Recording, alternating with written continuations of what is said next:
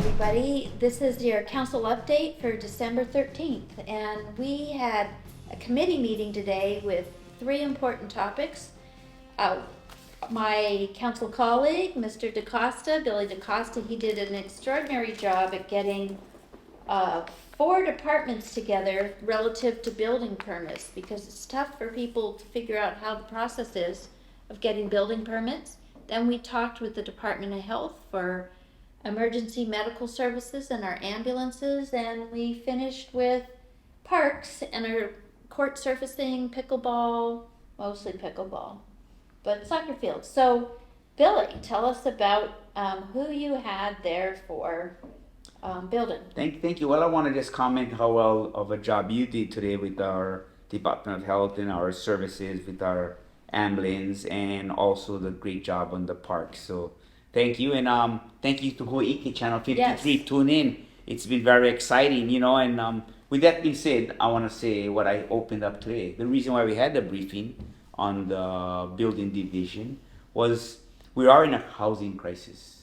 And any way we can help our local families to understand the building process and how easy it is today. How I want to commend our Public Works and Building Division, because they have the new EPR. And you don't like acronyms, and I know you have a pet peeve about that, so I'm going to translate it. It's an electronic permit review. That's the process. And now, so let's say we had a young couple wanting to build a home, and they have a lot, 8,000 square foot lot. And they go to the building with their plan, they submit it electronically, and it goes to all different divisions at once. So there's no more walking the plan physically through each division. Every division has it. And for the mom and pop, our kupuna, who don't want to do electronic and they do the handwritten plan, it's still available. You take Still it can. handwritten, still can. Still can. I like that. Still If can. And still can. Bring this to the building division, they'll upload it, they'll scan it, and then they'll put it out through the system. So what happens is every division, plumbing, electrical, building, Department of Health, Department of Water, fire, everybody gets it, everybody reviews it, and it should be a much faster process. But what we did learn today was something very important, and I know you're gonna like this one because I'm preaching to the choir. Department of Health does not have any jurisdiction over monitoring rain catchment. So if you guys want to do a rain catchment, Department of Health or Department of Water? Department of Health. Okay. They don't monitor rain catchment water qualities. It's up to you. So if you want to use that water for taking a bath or servicing your plumbing in your bathrooms, that's fine. If you want to purchase drinking water because you're not really sure of your bacteria levels in your rain catchment, then you purchase your drinking water. So you can pretty much be off the grid.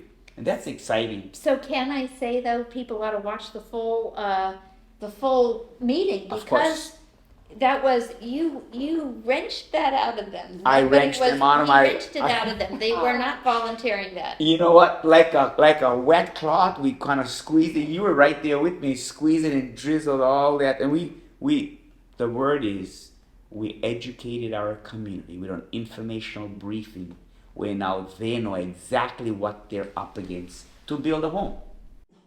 So can I share with you some of the things that I thought were good in your briefing? Sure, Okay. and I hope you're going to touch on the cesspool and septic because there's a lot to go there. Well, I was going to say that what was really great is we had Department of Public Works, which is wastewater and septic, but planning, Department of Water, Department of wastewater.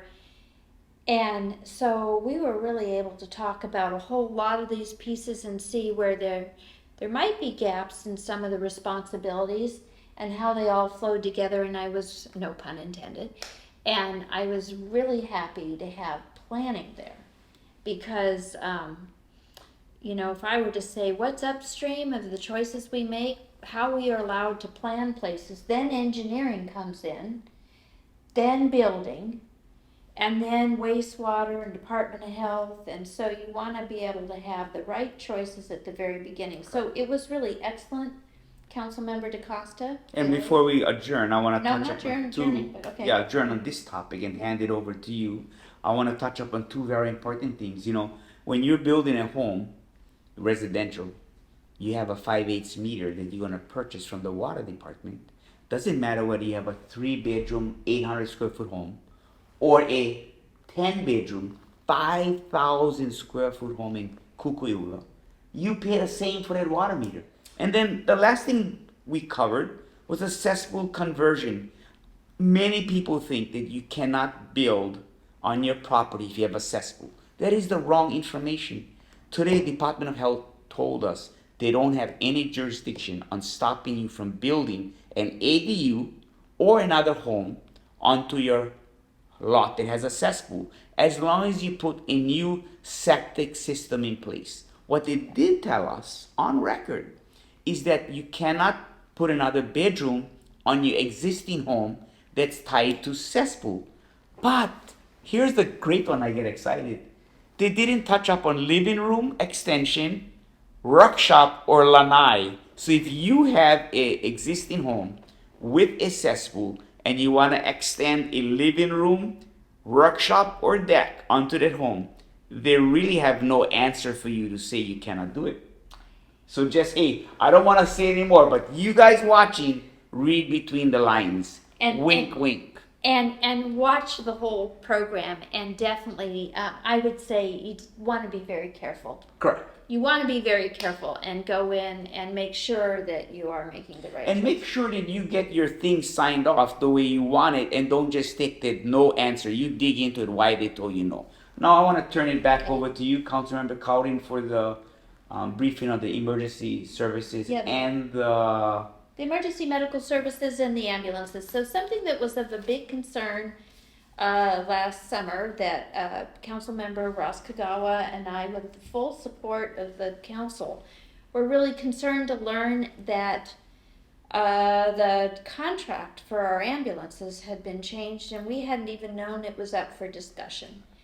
And there were nuances in that contract that were very concerning, among which were the short window of time when it would be changing over. Lots of different things, and let's be honest, we're really attached to our paramedics and our EMTs and how much they've cared for us.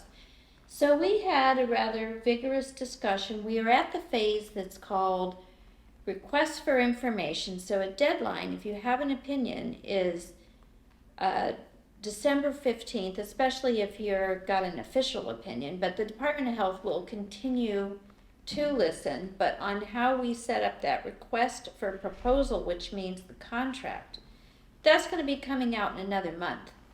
So we want to make sure we have the right contract so that whether it's our AMR or if it ends up being somehow somebody else, that we have taken care of our needs, that we don't have any worries, that there won't be a gap in service, and that we'll keep our people safe in ambulances that have that medical intensive care treatment or a paramedic in the ambulance all the way to the hospital from the point of injury. Very well said. And now let's touch up on our little parks, which was the last robust little discussion we had. So what do you take us Well, what we were seeing was some images of where the tennis courts and pickleball courts, basketball courts, and soccer fields are cracked, need lines.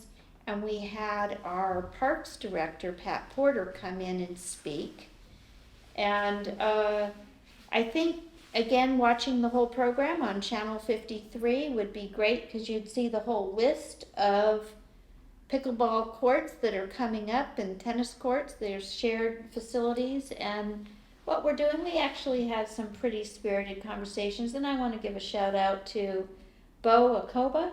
Did I have his last name right? The little soccer coach guy. The soccer coach from Westside. Yeah, Westside soccer coach. You know, I love seeing how much our schools and our coaches care about our kids, and we have to partner together. So, and with that being said, I want to also give a shout out to our, parks director Pat Porter, because he didn't give excuses. He basically said, "This needs to be addressed. Thank you for bringing it to my attention, and I'm going to address it." So I like when our department heads don't get defensive and put up a front, but they say, hey, I understand this needs to be done. I'm going to work with different entities, work with you guys, and get it done.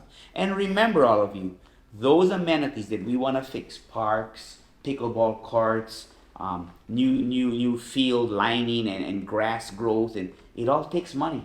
It all takes money. It doesn't. The money tree doesn't grow. It takes money. It's your tax dollar. So how we manage your money for the amenities that make Kauai a more special place that we live on is very important. So And yeah, you'll see that we did talk about where there might have been jobs not done as well as they could be, to go out and look at it so that we make sure that we correct past mistakes and avoid future mistakes. But I think we're almost up for time, Yeah. so I want to say the holidays are coming up. Be kind to everyone out there. Watch how you drive. Be safe. Have a blessed holiday. And by the way, we almost look We like almost we look actually. alike, yeah. I know if you had a little bit of red in you, you look like Yeah. we kind of Yeah. color coordinated today. Yes. But anyway, thank you, Yes. Councilmember Cowden. It's a delightful process to work with you. Yes. And watch Channel 53 on Ho'ike. It gets really interesting sometimes, even with her and I, how we deal with each other. Yeah, we can spar a little bit, and we love our Hawaii person who films this. So thank you so much, and we appreciate everybody who participates in the public process. Never feel that we don't want to hear from you, because we absolutely do. And Hawaii, thank you for helping get the word out. Ho, ho, ho! Merry Christmas! That was my Santa impersonation. Yes, you did a great I job. do a good elf impersonation too, you know. Hello, what's your name, little girl? What do you want for Christmas? You're blushing. I know, we gotta let these guys go. Thank you so much.